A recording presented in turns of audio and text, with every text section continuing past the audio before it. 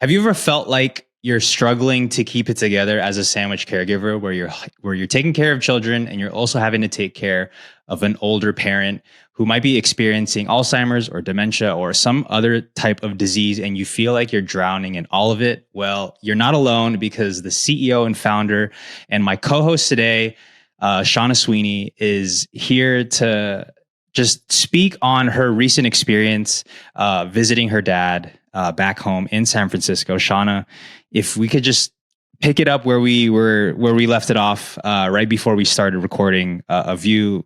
Yeah, could you just talk about the whole experience visiting your dad for the holidays? Man, I just got back. I feel human again, but it was a really difficult trip for me. You know, I don't know if anyone else feels like this, but I just had a baby. I have a 5-month-old. He's amazing. His name is Max. He hasn't met his grandparents yet. And so I was so excited to be in a position to finally bring him and my other kids home, spend time with their grandparents. Family is so important to us. And so I had all these stories in my head about what this experience was going to be like, how meaningful it was. And that really powered me through a lot of the buying the tickets, making the plans, carving out time on the calendar to be able to pack up all my kids, get them into the car and across the country. But the hardest part of the holidays I have found is when those stories we tell ourselves about how the holidays are going to go smash up against the reality of what it's like to have small children and also grandparents, often like my dad, who have progressed with their illness, and you see it. And for me in particular, it's such a devastating experience. There's so many parts of this that are hard, you know, that aren't even profound. For instance, you know, I'm lucky enough to have childcare when I'm back at my house in New York. And you know, bringing 4 kids, including a 5-month-old, on the road to go see their grandparents, which I know is a really important thing, but they might not always know. It's like, Mom, when are we getting there? I'm hungry. Oh, I'm mad at JoJo. I'm pissed. And I'm like trying to hold this thing together. And then also experiencing this as a daughter for what it's like to show up at my dad's house. It's just it's really devastating and difficult. We also spent some time with my in-laws, and my mother-in-law, Jane, she is in memory care. She's living with Alzheimer's too, but she's a little bit farther into her journey. And unfortunately, what this has meant is more visits to the emergency room, now in the hospital. And so, you know, an unexpected part of my trip home for the holidays was clocking a lot of time at the hospital with Jane and having my kids spend time with Jane at the hospital and trying to prep them for what this means and not to be scared. And so all of that burden of, you know, just the day-to-day trying to keep your kids in line, seeing my mother-in-law in such a state of distress at the hospital, watching my kids cry because they don't like seeing their grandma, you know, in pain, trying to make them feel better. I'm so tired. I'm so tired. I held it together. I tried, at least. I held it together, but I can't tell you. I was so grateful to be getting on that plane back home.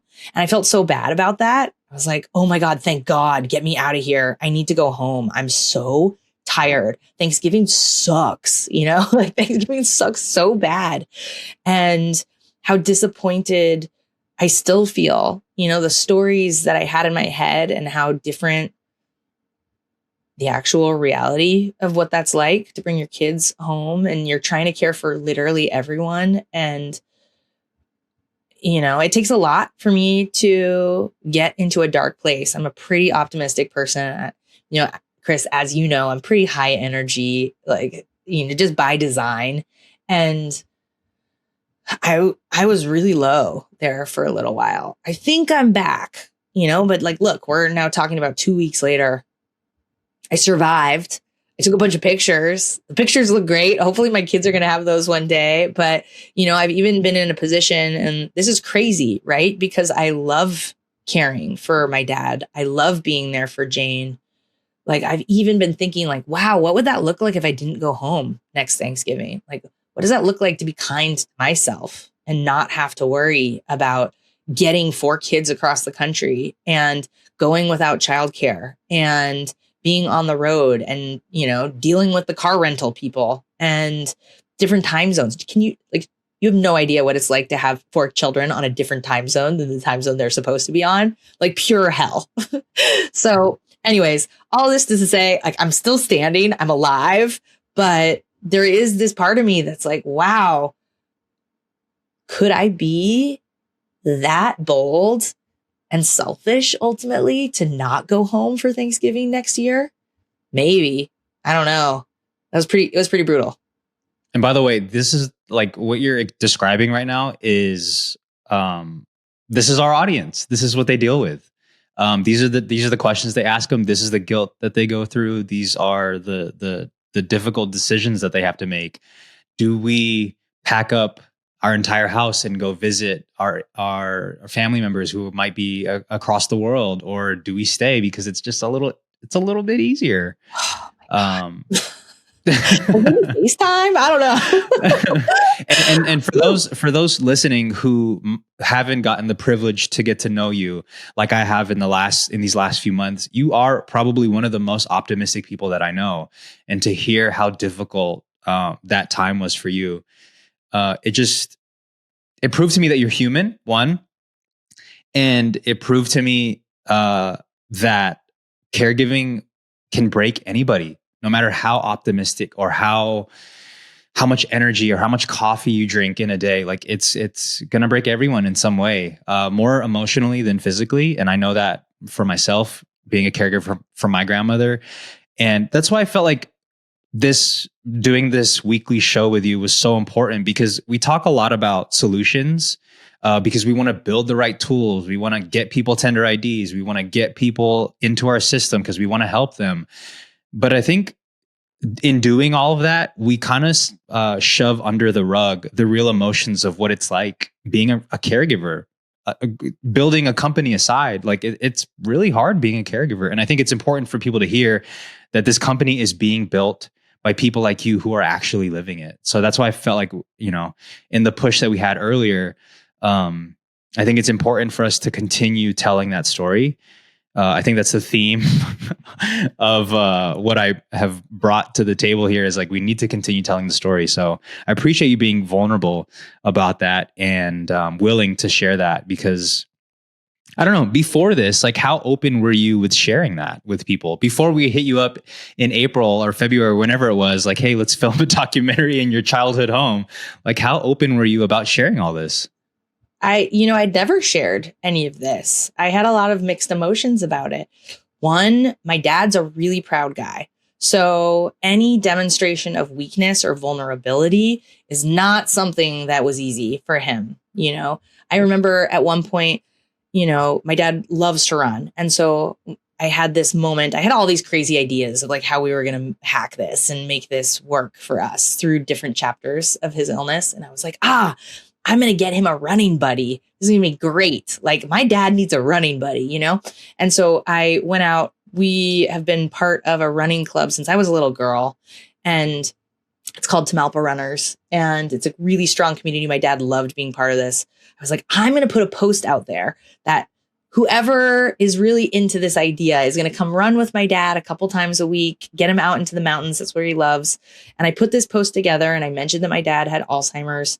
And my dad, it was very early stage, right? So he sees this post as I'm getting it together, and he's like, oh, and I could see him struggle, a little bit with this idea of letting people know about this. And that has really lived with me for a long time, which is, how much is it my responsibility to demonstrate my dad's strength and courage? And what do I owe him to protect that? Versus how important is it for us to be able to show what the realities of this next, what I would argue, even braver, more courageous chapter is for my dad. And how do I integrate both of these things and do right by my dad, but also contribute something that I think is really important, which is permission for others to feel normal going through what is ultimately a chapter of life. Like, we're all going to hit, and we all need help from each other. So no, I had not shared a lot of this because I hadn't worked a lot of this out in my head. And you gave me permission to start talking about it less on an intellectual level and more on a person-based level. I met you, Chris, and I immediately knew, without even asking, too many questions, that my dad would have loved you. He would have been trying to get you out and run with him, and trying to encourage you to go out and run even longer races than marathons. You'd be like, come on, like, you got to come out here for 50K. And I just knew you guys would have gotten along so well. And to me, that was the permission of, like, he would have been more than happy to have you into our home. And I knew that it was going to be a positive interaction no matter what. And I allowed that trust to carry me through, what I had ultimately not taken a move on for the last decade, and so thank you for that. And that's put me out on a whole different path of actually bringing a lot of what is hidden out into the open for everyone. My hope is that there's some part of this that feels recognizable or familiar to people who are out there, probably living through a lot of the same struggles I am, which is that we are expected to show up as perfect, as happy, as put together. That is part of the contract, right? Like, there's something wrong with us if those things aren't pulled together. Our family doesn't have, the right fitting shoes and clothes, and aren't showing up like crazy at school, and that, we're able to somehow get it together enough to remember everybody's birthday and plan a birthday and send the invites out in time, and all these other insane, crazy, long lists of things that we're expected to be able to do without effort. And so dealing with someone's illness or dealing with old age doesn't nicely fit within a lot of that picture. And so I think, sometimes it's by degrees, slowly, there gets to be a whole portion of life, the mess, right? The fragility that just gets rolled over and gets hidden. I'm totally a culprit of this, right? I, just like anybody else, I want to show up and show that, like, my family's got it together. And so there's probably part of this where I didn't really know how to navigate this world. And also part of this that, gets scary. Does this look like my life is falling apart? Does this look, bad that my dad is getting old? How do I explain this? It feels like a lot of work, and maybe I don't have the skills to be able to do it. So easier for me just to not talk about it. Yeah. So it's less about, it's less about not really having the platform to do it, and more so wanting to show up in a way where it's like, hey, everything is great. We're doing great over here. And I think a lot of that comes from a good place. I think hearing about your dad and him being hesitant of people knowing what's going on, given the fact that he is this total badass who goes on these, like, incredible journeys that nobody would even think to drive. And then to be hit with something so devastating and so life altering, I can see how your dad would maybe be hesitant to, like, telling people, like, yeah, I'm not able to run the same race that I was able to run all those years.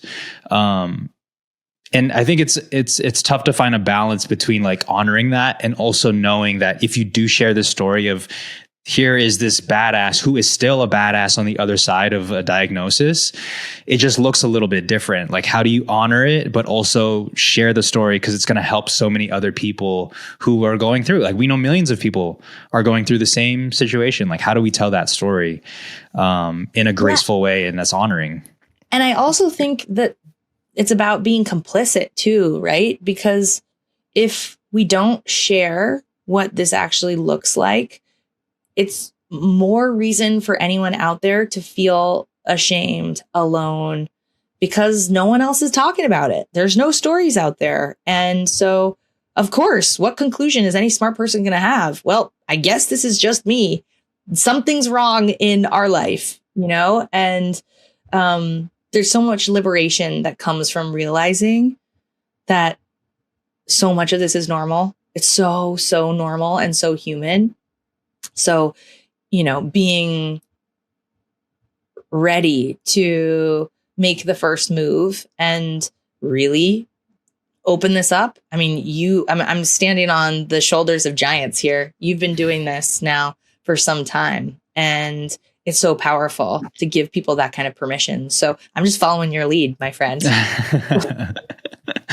We're figuring it out together. I don't have it all figured out. I think the one thing that I have figured out is that there are so many people who have gone through it and who are going through it. And I still get surprised to this day of the DMs that I get from people saying, hey, I saw your video and I just want to let you know I'm also going through this. And on a daily basis, I'm reminded that it doesn't matter how much money you make. It doesn't matter what your status is. It doesn't matter what your responsibilities are in this world. Caregiving is going to touch all of us in some capacity at some point in our life.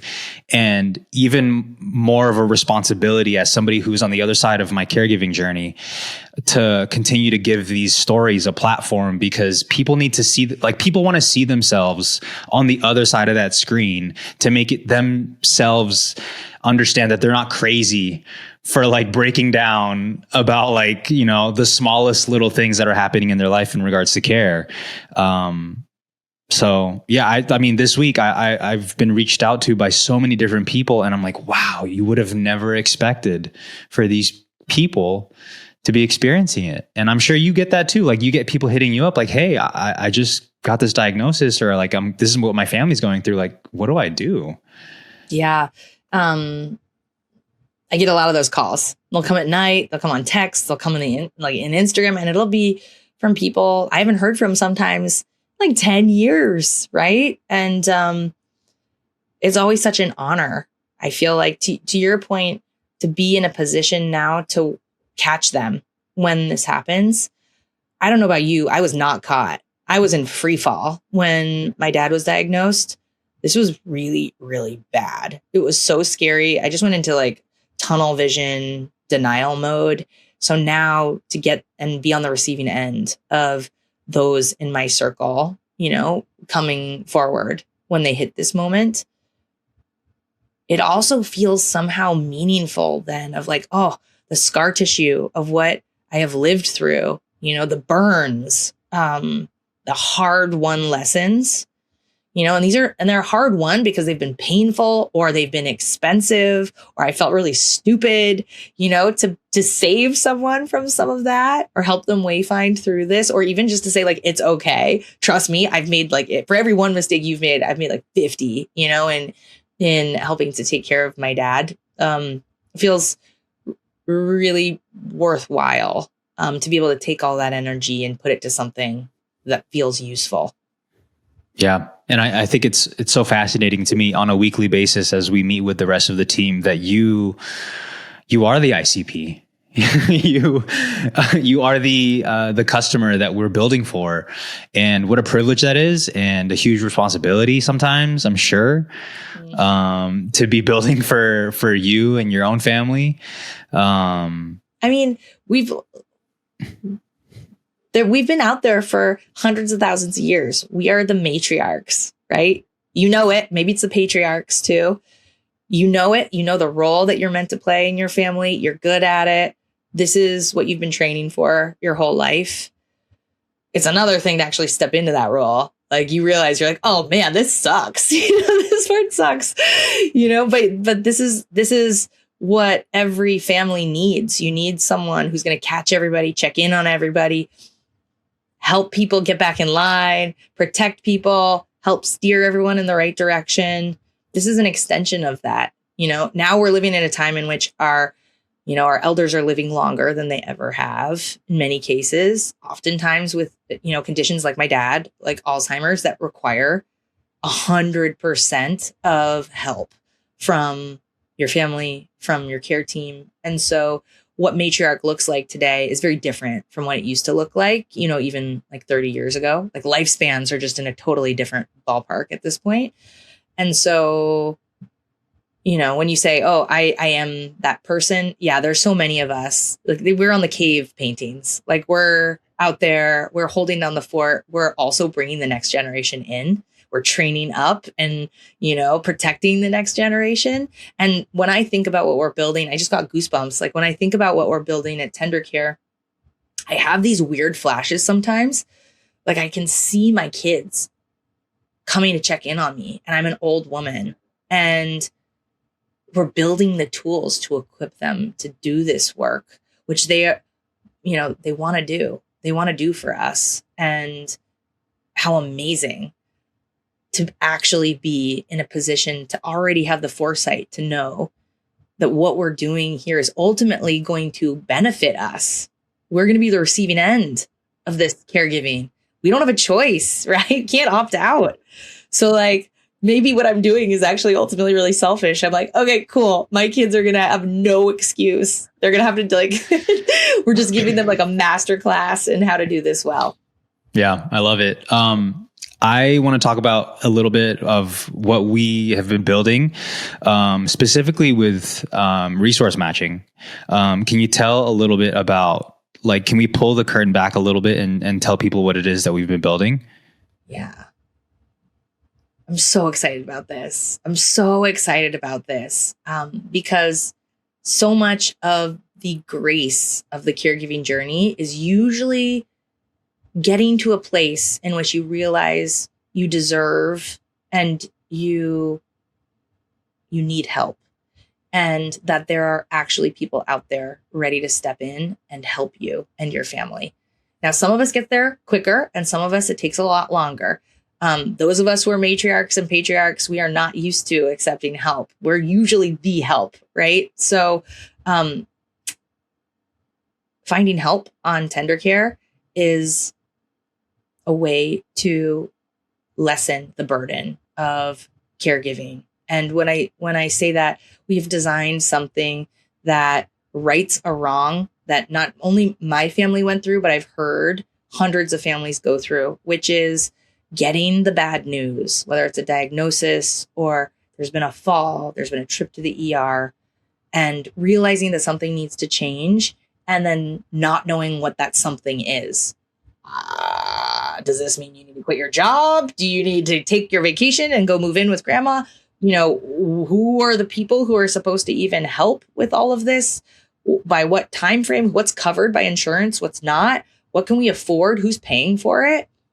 This is insane. Like, this is enough to make anybody just quit right there. And so what ends up happening is usually it's like 6 months before a family actually figures out what their plan is, what documents do they need to get in place, and then who are the right services professionals to think about bringing in and helping with some of this work. And so finding help is our effort to make it possible for any family, no matter what, at any point in the day, to come to Tendercare, let us know what's going on. What are you going through right now? And without having the words, without knowing what to put into search in Google, being able to very quickly get to our team who will immediately give you insights of how to think about the situation you're in. Maybe it's that you live across the country and you're like deciding whether grandma should maybe move in with you or your brother, or you got 24 hours and your mom's going to get discharged out of the hospital and you have to let your whole team know that you're going to be taking immediate PTO. We meet you where you are. We have a member of our team review this intake. It's easy. It's like 5 minutes. You can do it online any point in the day. And then within 24 hours, we come back to you with a plan. Here are the incredible professionals in your area, in your grandma's area, that actually, by the way, deal exactly with what you're going through. We have already talked to this business or this professional. We spent like 20 hours going through what they do, why they're helpful, what they put in place so that you can feel really confident in the work that they provide. You can see all the reviews on them. You can understand all their licensing certification.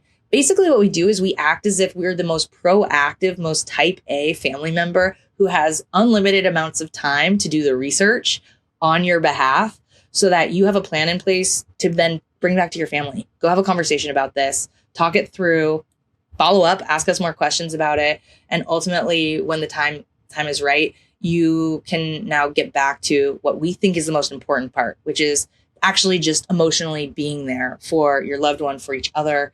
You don't have to spend half of your time doing all the research. So we have hundreds of thousands of businesses that are part of our network, many of whom you'll see flagged as trusted network members that we are wayfinding for you to go ahead and find, have conversations with, free consultations. This is really about making sure the power lies where it should with the family, and that everyone is empowered to get through whatever. It might feel like a very daunting problem to the other side with some like very practical, actionable next steps that you or you as a family can take and move forward and just make the whole process much easier.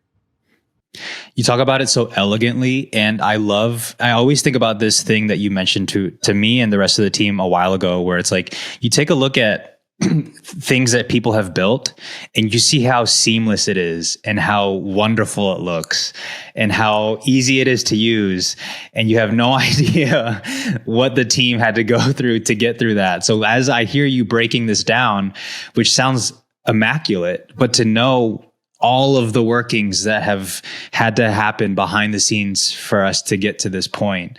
If you could just, I guess, give a little shout out to the team who has been working so diligently behind the scenes of creating this world.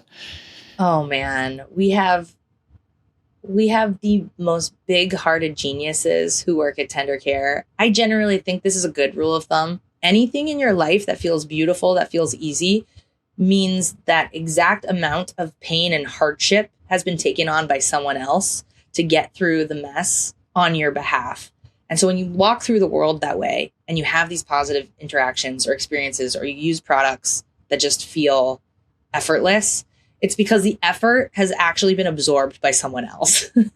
And so the group of people we're shouting out right now have absorbed a world of hurt in order to make this possible. You know, the amount of late nights and long hours, you know, our head of engineering, Santi, has clocked to actually make it possible for me to say, hey, this is available to anyone 24 hours a day. Like, you have no idea how much of this poor man's life has gone into that. You know, Simran, who's leading the charge on product, on really paying attention to what makes this feel hard or easy or even just like annoying when we talk to, you know, our caregivers, when we talk to our trusted network members about, you know, our earliest prototypes. And then how do you bring that back?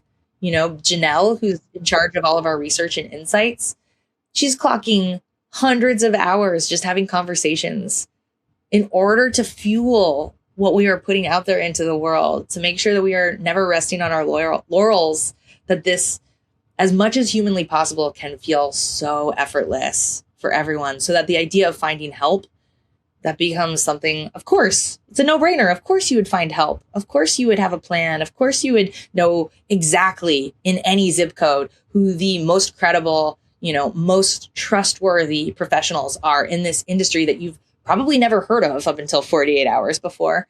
That's the reality that we're building. And it is requiring the sacrifice of, you know, I only mentioned a few of the team, but so many on the team in order to make that real. You know, the practice of taking an idea or a want, which is an easier way for us to age, an easier way for us to plan and get ahead of so much of this, and to connect to the right people, not the wrong ones. It's work. Right? This is real sacrifice. This is a decision that, you know, our team is making to choose to live our lives and spend it on bringing this into the world, and taking it from a want into something real that you can put your hands on, that you can go to a website and immediately touch. And, you know, it's work we're all really proud of, but it is work. Yeah. I'm living in the future right now because I'm thinking of a world where people are having conversations like, what do you mean you like this wasn't a thing before. This is like, what do you mean this wasn't available before? It's like we've come to a place where like you could just easily pick up a phone and like FaceTime somebody who lives in the Philippines right now, and that seems so normal. Whereas like think of all of the iterations and the things that have had to happen for us to easily be able to do stuff like that. So I'm living in the future right now, thinking of a world where like people are like, what do you mean you can't just find help? Yeah, we weren't able to do that before. Yeah. The craziest part is like what we are sacrificing our life to do is to be taken for granted. Like that's the highest honor, right? I was talking to the guy, one of the 5 people who built Google Earth, if you can imagine. And in 2012, you know how hard that was to pull together? Like this is years off this man's life in order to make this real. And I think about that in terms of what we're doing. And, you know, when I shared what we were building here at Tendercare, he was like, oh, man, that's people. That sounds way harder. Like, that's way harder. And I was like, I know it is. But that's also what makes it worth doing. So it's a real weird push and pull of being a sucker for punishment, never believing that we have done something good enough, because we haven't. There's always room for us to make this better, to make this easier. And then on the other side, to take real satisfaction out of that exchange, which is what it looks like when you make something for people and you do that from a place of wanting more than just yourself to have the benefit of wisdom, of knowledge, and to make something easier for others than, you know, any of us on the team may have experienced in our own lives. Yeah. And I think it's attracting some really interesting characters to come into our world. One who we were speaking to earlier, I don't know if we're going to talk about that now. I would love to. I love pulling back the curtain on everything. I know you do. I know you do. I'm trying to get with the program here. It's one of my favorite things to do. So I'll let you, I mean, if that's okay for us to talk about, I would love to. Yeah. Yeah. I mean, part of the joy of building and doing something never before done is you get the privilege of working with others who are excited by delivering value in new ways and doing things that have never before been done. And so you often end up having the opportunity to work with just masters of craft, yourself included, my friend. And it's always fun to pull up another seat at the table, right? When you have a sufficiently big enough mission, you need a really big table. And so this table is just constantly getting expanded, right? A Thanksgiving dinner. And we have pulled up a seat at the table for someone, you know, I have had the honor of knowing for a few years, but have been following for a very long time. And that is Lisa Ling, who, you know, you might have seen her on The View. You might have seen her at CBS. She has been doing so much work around what is actually happening in America around care and caregiving and meeting with real families and hearing their stories. And I'm so excited that she was going to be joining our team as our chief caregiving advocate. She is advising us on how to go out and tell the stories of those who are starting to use Tendercare in their care for each other and what that looks like to do this differently now. She's helping us honor people and normalizing their stories of what is happening and helping us pull back the curtain on this and ultimately helping us keep the tech married to what it was meant to be built for in the first place, which is human to human relationships and care and something that has heart to it and faces, right? We're not talking about cold tech here. We're talking about what it means to lean in and to take care of each other. And so Lisa, I can't imagine someone outside of maybe yours, Chris, who has been able to so authentically communicate what it looks like in today's modern age to be human and to care for others. And so you're going to be seeing a lot more of her at Tendercare. This is really exciting news. This is not dropped anywhere yet. So we're going to be putting that out there soon. And I always appreciate you moving a little faster and making sure that we're sharing first with our audience. So that is happening. for those of you guys who are already longtime fans of Lisa, welcome to the club. We all are too here. And it's so cool to have her now officially be part of the Tendercare crew. Yeah, I'm excited. And I think what a testament to you. And I know you like to pull the humble card on me all the time. Like you like to say that I'm humble, but I would say that you are also so humble, and that you, and maybe rightfully so, like you don't see the kind of attraction that you have, or the kind of pull that you have on the world. And I mean, take a look at the team that's here at Tendercare, and take a look at the stars that have come here and raised their hand. I think of like people like Kevin Smith or JP Muir, or now Elisa Ling, who have come and raised their hands and have said, hey, I see what you're doing. I want to help in some way or another. And I think that's such a huge testament to you and the type of person you are and the type of energy that you put out into the world.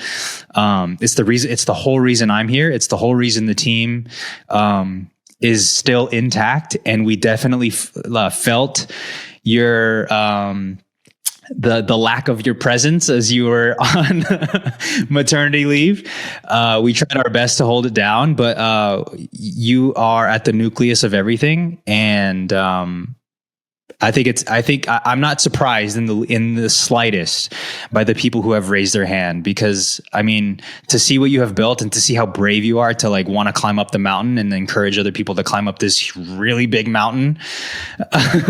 It's amazing. And I think that's part of my responsibility, is to continue to shine that light on you, because I know you won't do it. You're too busy doing like a million other things. Well, first of all, you're way too nice to me. I feel like I am more of like the gifted and talented teacher. I have a classroom filled with prodigies, and it's my job just to make sure that we are feeding the minds and the talent that sit at Tendercare with the appropriate amount to solve and to work on. Because you're right, it is ambitious and it's big. And, you know, this goes back to my dad. My dad's best advice to me was always to choose to live a life in which you are the least informed person in the room. And if you are doing something right. And I take so much energy, Chris, from having so many of those across the team, yourself included, who I consider just absolute masters and savants, to be able to bring that firepower to something so big and universal. And so, you know, my job is just to keep the classroom going and allowing everyone at Tendercare to do what they do best, which is like get after it all in the same direction, and to make sure that I am appropriately always steering us towards the right points of the horizon. And then the rest takes care of itself. So how cool for me to get to be in a room in which I am the least informed on so many different dimensions at Tendercare. And that's going to keep happening. Right? We keep putting the word out there to those who are incredibly talented at what they do, whether it's in engineering, whether that's in design, whether that's in user research and go to market and storytelling, you name it, making more seats at the table, because our mission is growing. It's getting bigger. We have more people who are actively using all of our tools. And so having the most incredible group of people working together is an exciting thing to be part of. And so, you know, it's been wonderful to watch as we're bringing more and more people in order to do this work together. Jess is a great example of this. Jess Fajardo over at One Medical, early days One Medical, you know, heard about us and wanted to be a part of what we're working on. And it's been an incredible opportunity to get to know her. We keep adding more people. So I think this is also a plug. If this is something you care about and you want to make sure it gets fixed, you know, before you retire, you need to come and talk to us at Tendercare, because chances are we probably need your help. Yeah, which I mean, I don't know if you've ever seen the requests of people like knocking on the door to see like where they could help. But the requests are coming in for sure. Is there, going back to what we originally talked about at the beginning, is there any encouragement or words of wisdom you can give to people who experience what you experienced during the holidays? Not from a place of like, here's the solution of that, but like, is there any wisdom that you could give people or encouragement? Yeah. First of all, I don't know if there is a solution, man. Holidays are hard. Right? This is not something that we're certainly going to be able to solve right away. We are about to go into another one, though, which is is going to be rough for some families, especially those who are taking on a huge burden of responsibility around caring for someone and doing the work of not only making sure that they're showing up and they're on time, but also probably managing like 3 or 4 other people, while also maybe cooking, maybe, having to clean the house, all this crazy stuff.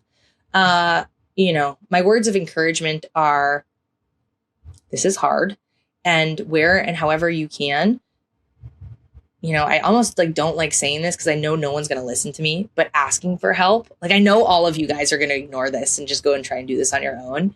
But even, for instance, I was thinking about this. I was like, why don't I try and line up childcare when I go back and I visit my mom and my dad? And like, when I try and go and visit my, mother-in-law in the hospital, I deserve to have some childcare. Why am I doing this to myself? And while I still have not actually lined this up, I'm thinking about it now. So my words of encouragement are, where are those places you can already anticipate are going to be brutal for you? What about them makes it particularly hard? And are there ways that you could be kind to yourself and accept help? Maybe it's asking for help from a family member there to take on a certain job that you normally do. Something super small. It will probably go a long way for you just to take that moment and really quickly see what resources you do have that you might just not be exploring, that you probably should be. So good. And I think at least thinking about it now is a lot better than not thinking about it. So you're one step closer Totally. to finding the help. We're all in it together too. So if you need to complain to anyone or just vent, you know where to find us. Always going to be here to listen to some of that, because we're living it right there along with you. Gearing up. This is the Super Bowl we're going into. The holidays are just insane. I celebrate Hanukkah and Christmas, so it's just like doubly crazy. So, if it feels hard and you need to vent, come, over to Tendercare. We're there in the community. Drop in with us. Yeah. And one last bit specifically for the remote caregivers, because that's a whole, a journey in itself. And there are many, struggles with that also. Is there anything that you've learned in this, I don't know how long it's been, over a decade of caring for your dad? Like, what's one thing or like a couple things that maybe you've learned, or maybe things that you haven't learned that you're still trying to figure out? Yeah. It gets harder the more kids you have. It really does. This is, I mean, so brutal. Makes sense. I was like, oh, I'm here. I'm there. I'm ready. I can drop in. I can do everything. I can be Superwoman. And then it's literally like running in sand. So the more kids you add to that, you're just like now adding weights around your ankles and trying to run across this beach. And like now I'm like, ugh, as I get through the holidays. So it is not pretty at all. You'll notice, when I put out any photos on Instagram, it's never of me. It's always of my family, because I always just look crazy because I'm just trying to keep this thing going. For remote caregivers, my advice is, just know where your own energy levels are. Sometimes it's going to make sense to make the effort. For me, it was in this last instance, introducing my baby to all grandparents. That's a really important thing. And so, I did the math on that, and it's like, yeah, okay, it's worth the pain here. I don't know if I'm going to make the same call next time. Maybe not. I don't know. That's going to be scary for me not to do. I'm sure we'll be talking about it. But what does that look like to care for yourself? Are you allowed to? That's some of the things I'm trying to figure out right now. Where am I allowed to care for myself? Is that selfish? I was on with someone. I was explaining to them why I was running late. I had decided to go and work out. I'm really trying to be good right now and like get back on the horse after having a baby. And I was explaining how this is good for my ability to, build Tendercare. And he stops me. And I thought this was so interesting. This is Kevin Smith. He's like, you don't need to have the excuse of this being good for the business for you to want to go and work out. And I was like, interesting. You mean I'm just allowed to? Like, I'm just a human who's allowed to work out? This is such a crazy concept for me. So I'm on this journey too. I don't know what I deserve. It's very confusing when you're a caregiver. I don't know. But maybe you guys can tell me, how are you thinking about doing the holidays? Do you ever give yourself the pass to tap out? Yeah. It's so interesting that you bring that. I think this conversation is so, it's something that I'm thinking like when I was in the thick of caregiving, or when I first started caregiving for my grandmother, if I only had something consistent to listen to like this, of just people being very honest and not having the solution, not having the right answer. We don't have anything to sell you here. Like, we are just like giving you the rundown on what a Thanksgiving was like, or what am I thinking about for Christmas. And like, that would have done wonders for me early on, because I had nobody to talk to about this. Like, maybe my mom, but even then, there's such a huge age gap between her and I that I just didn't have anybody who was like really in it close to me, that I could just hear having these questions, or having this meltdown, or breaking down in a way that I was. And so I think that's why my push for us doing the show was like, there are people out there who like really need something like this. I mean, you give me the honest rate card because we get to work together now. You saw how I showed up at work when I was also at home for Thanksgiving. What was that like? Like, you knew it was kind of going on behind the scenes. Like, what was that like?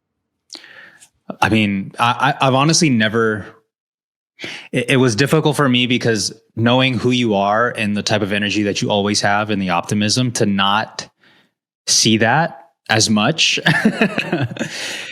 it's like, it breaks my heart, because I know how you usually are, and for you to not be the usual Shauna that I know to be, I know that it has to be like weighing on you heavy. And I don't know, sometimes I don't know how to like be a support system for people like that, when I know they're this way and now they're not. Like, how do I show up in the best way possible for that person? Yeah. I felt so guilty. I was like, God, I'm being such a crappy coworker right now. Like, I'm not returning anybody's messages. I know I need to. I just have no energy right now. I'm so depleted by what is happening outside of my laptop, like behind, with my dad, and then emotionally trying to navigate that. You just go kind of dark a little bit. And I felt so bad. I think, replaying this, the way that I think we could help each other is just taking some of that guilt off, and so maybe this is a lesson for me too. Like, when I know somebody's going through something, the best kind of care is being like, you know what? Like, you do not need to be excellent right now. You don't need to even be good. You can be totally mediocre, and I am cool with that. Right. And so that way it calms down some of those voices of like, I am not meeting expectations. I am failing. I am disappointing people. Because I think as caregivers, this is the narrative that's just constantly pushing us often. At least it is for me, of like, I got to do more. I drop the ball here. I drop the ball there. I just got to find more energy to do a little more. And so giving someone, who's going through some of this, permission to not feel that way about how they show up for you, that's a huge gift that they're never going to ask for. But even if you just sort of dole that out, I think it's so rare that we get permission to be less than, as caregivers, because there's always more to do. So when you have those spaces in which you don't need to do a single extra thing, that's pretty cool. Yeah, no, I love that. And I think you do such a great job of leading by example and pulling the team instead of pushing the team, which I think a lot about. I think a lot about like leaders who pull rather than push, and leaders who pull they are who they are, and they don't have to hide the fact that they don't have to hide anything. And it just, in their presence and the essence of who they are, is motivating for people, whether you're doing good or not. So we learn a lot from you just by you being Shauna, and which has been such a fascinating journey for me. Not having coworkers for the last for the last like 10 years of my life. Oh my God, it's really interesting. I can't believe what this process has been like for you, Chris. You're such a wild one. So to have to come in and be like, what do you mean? Another meeting? What is this? This is terrible. It's been so much fun. I'm such a masochist. I'm like, oh my God, this is so much fun watching you enter into this world with us. It's been the best. And, my hope is that we always leave and preserve that wildness in you, the one that can go off and is so self-sufficient while also giving you a home where you've got a full team coming in behind you to go out and do this work. So it's always going to be a balance, right? It's hard being part of a team, but also being out there on the front for us. So it's been fun. It's an adventure. Yeah, it's an adventure for sure. And I love what you said earlier about like the fact that we could climb up this. I can't remember. I can't say it the way you did, but climbing up the mountain, knowing that we're doing it with others makes it so much easier than like it being a solo effort. And I couldn't agree more. I mean, that's why the marathon is so fun, right? Because you're running 26 miles with millions of other crazy people. Like, totally. I know. And there is something communal in that, in being in the pursuit, in the making, right? And sharing that. It's so much more fun when you can share it, right? And so I feel so honored to be able to share it with you. This is such a wild ride. The true earnest act of being in service of others and providing real value to others.